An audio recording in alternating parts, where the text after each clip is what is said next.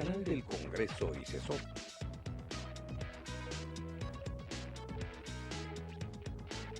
Presentan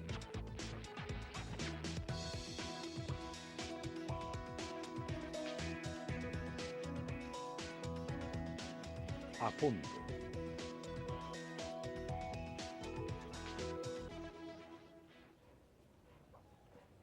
¿Qué tal? Buenas tardes.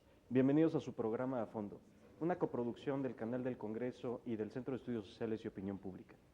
En esta ocasión, para tratar nuevamente en un segundo programa el tema de la Revolución Mexicana. Para tratar el tema nos acompañan el día de hoy el doctor Alejandro Pinet y el doctor Israel Arroyo. Gracias. Bienvenidos, buenas tardes. Gracias. Para entrar directamente al tema, Israel, 100 años de la Revolución Mexicana, ¿cuáles son los saldos hoy día de la Revolución Mexicana? Pues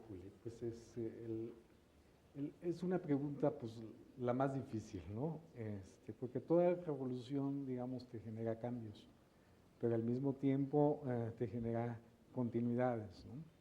Y habría que ver también los momentos de ruptura de estos cambios. Entonces es muy difícil, pero digo, a ojo de buen pájaro, pues te podría decir justicia social. Bueno, pues es un saldo que se propuso la revolución y que sigue, digamos, entre la discusión hoy, ¿no? Alejandro, 100 años de la Revolución Mexicana, ¿cuáles son los principales temas por los que debemos los mexicanos estar festejando 100 años de la Revolución en México? Bueno, yo creo que serían muchos, no solo se trataría, yo diría, de festejo, sino también de aprovechar el festejo para reflexionar acerca de los cambios que ha habido estos 100 años. Yo creo que, como decía aquí el compañero, en el saldo uno puede incluir una serie de transformaciones políticas, sociales, pero también uno puede incluir retos formidables, ¿no? La vez pasada un poquito hablábamos de esto, de cómo a 100 años todavía hoy persiste mucho la percepción de que desde cierto punto de vista pocas cosas han cambiado. Es decir, pese a tantas transformaciones, seguimos siendo un país. Sigue habiendo una oligarquía, sigue habiendo un país con tremendas diferencias sociales, a pesar de que durante estos 100 años hubo una sustitución de la clase política.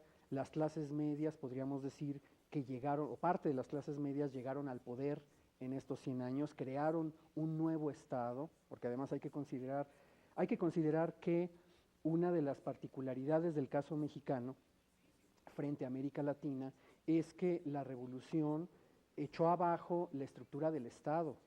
Es decir, no solamente fue el derrocamiento de Porfirio Díaz, sino que en el momento en el que es derrocado Victoriano Huerta, en ese momento es sustituido el ejército.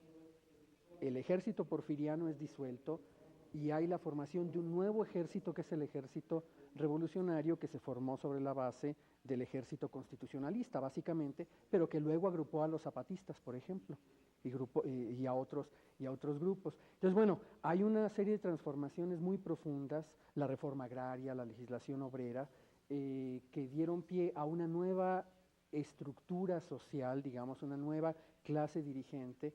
Sin embargo, pues bueno, en 100 años pasan muchas cosas, 100 años son muchos años, y en esos 100 años también hay que considerar que esta revolución se burocratizó, volvió a centralizar el poder, volvió a crear un Estado bastante vertical, ¿no? Y entonces volvió a crear un régimen autoritario, a fin de cuentas, ¿no? Lo que tenemos ya para 1968, pues es la evidencia de un régimen autoritario, ¿no? Israel, 200 años de la independencia de México, 100 años de la Revolución Mexicana, dos luchas de alguna forma por la independencia, por la libertad, una hace 200 años y una hace 100 años. ¿Cuáles son las principales diferencias que nos podrías platicar de los dos movimientos. Bueno, la guerra de independencia es, como su nombre lo dice, fue para que México se independizara, ¿no? Se calcula que murieron 600,000 personas en una población de 6.1 millones de habitantes de esa época y, digamos, tenía otras preocupaciones, ¿no? En cambio, la Revolución Mexicana pues tuvo otros en sus inicios, digo, hay que caracterizar las épocas, pero por ejemplo el madeísmo tenía como preocupación pues la democracia, una serie de cambios políticos, ¿no? Pero y después otros movimientos como el zapatismo pues tendrían reivindicaciones agrarias, los villistas otro tipo de preocupaciones, los orozquistas otros más, entonces depende de los grupos, hay una fragmentación, ¿no? Pero bueno, para seguir en la línea, pues la revolución se supone que aportó pues un millón de muertos, y la población más o menos sería de 15, 16 millones de habitantes. Es decir, que fue mucho más cruenta la guerra de independencia en términos proporcionales que la revolución mexicana. Ahora, toda revolución tiene cambios y continuidades, ¿no? Entonces no podemos comprar la idea, digamos, hay mucha literatura sobre este asunto, no solo en México, sino qué pasó con la revolución rusa, qué pasó con la revolución francesa, y digamos, esta nueva historiografía lo que a las conclusiones que ha llegado es que algunas cosas permanecen, porque los individuos, las poblaciones no pueden nulificar todo su pasado, toda su historia, y otras cosas sí cambian.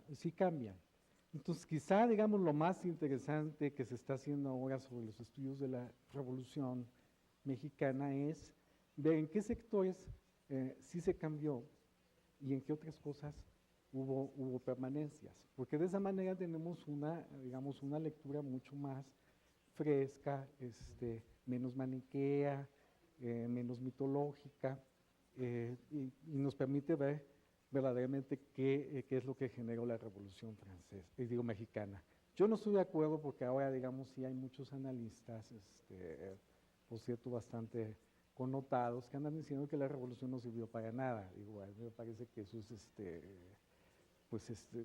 una idea pues un poco estridente, ¿no?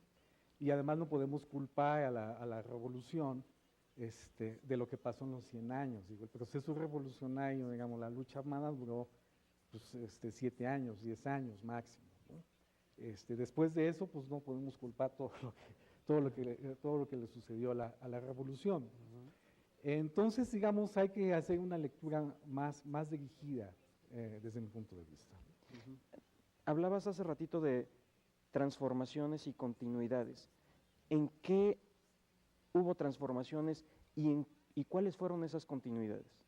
Bueno, ya se estaba alejando, ya citaba algunas cosas que son muy importantes. Por ejemplo, hay una circularidad de élites, pues eso es insoslayable. El porfiriato, digamos, ya en la última etapa estaba esclerótico. Se reelegían en un 80-90% los mismos diputados, los mismos senadores, los mismos gobernadores.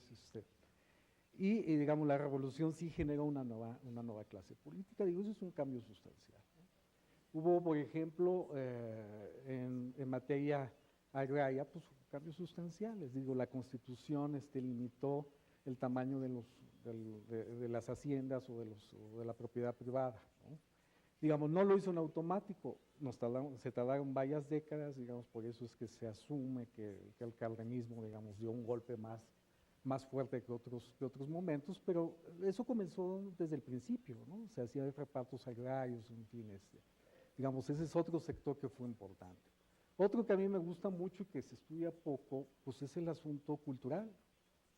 Es decir, todos los murales, en fin, por lo que es admirado en México cuando viene un turista, pues tiene que ver con ese proceso revolucionario. O sea, no hubiera existido el muralismo si no hubiera habido revolución mexicana. La cuestión de seguridad social pues es fundamental. No fue una construcción inmediata, pero en los años 20, 30, 40 comienzan todas las políticas para lograr pues una cobertura en salud, en educación, en fines. Todas esas son transformaciones que tienen que ver con la revolución. Ahora, si tú me dices, eso ahora está en crisis, pues sí, pero eso no necesariamente tiene que ver con la revolución, sino tiene que ver con un desgaste de las políticas que ocurre pues, en todo país, ¿no? Claro.